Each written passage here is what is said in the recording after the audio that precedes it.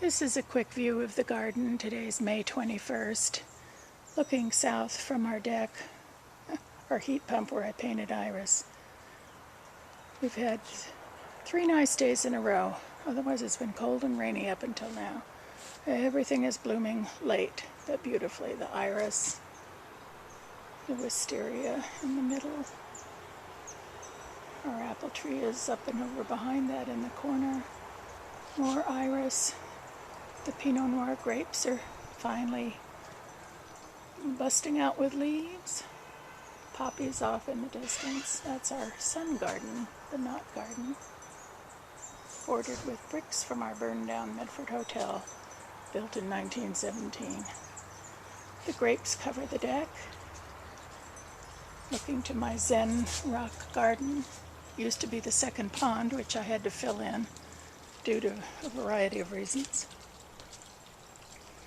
Iris back by the filter. A stand of comfrey, the bench, a weeping crabapple by the pond, and there's some elecampane behind the bench, all leafing out. They have big, big green leaves. It's wonderful old-fashioned herb. Buddleia, butterfly bush in the corner, a Sir Thomas Lipton rose, which is just opening, the white rose. One of my 3 or 4 or 5 archways in the garden leading into the pond room. The pond is kind of a mess now. Heron came this winter and wiped out my koi. Mosquito fish are all that are left, and I think I have a bullfrog in there somewhere. The ground cover is moneywort, or some call it creeping jenny. Loves moisture, it also loves sun. I let it dip itself into the pond and it feeds the rest of it, and it really holds down the weeds. And grapes. And from our deck looking directly north to our fence, an old orchard heater with the hand on top, and the trumpet vine against the fence is just beginning to leaf out. It's a very tender plant, and nature's smart. It doesn't leaf until most of the frost is gone. Has wonderful orange trumpet blossoms.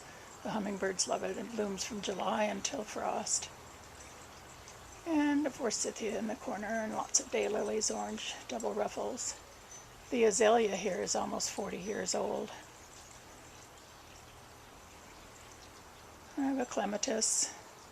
Poppies have freely seeded themselves everywhere, as has the forget-me-nots, which I just love. I planted one little packet of them probably 25 or more years ago, and from that they have given joy every spring.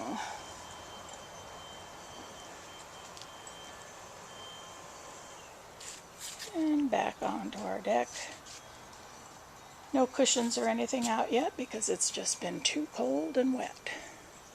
And a final view of the garden. This all looks to the south, to the southeast, to the east, and northeast, and north. And I heard our cat Buster, who loves the garden and loves the sun. And so as a little goodbye, here's our sweet 10-and-a-half-year-old Buster sitting in the shade of the post, being very nonchalant and gentlemanly.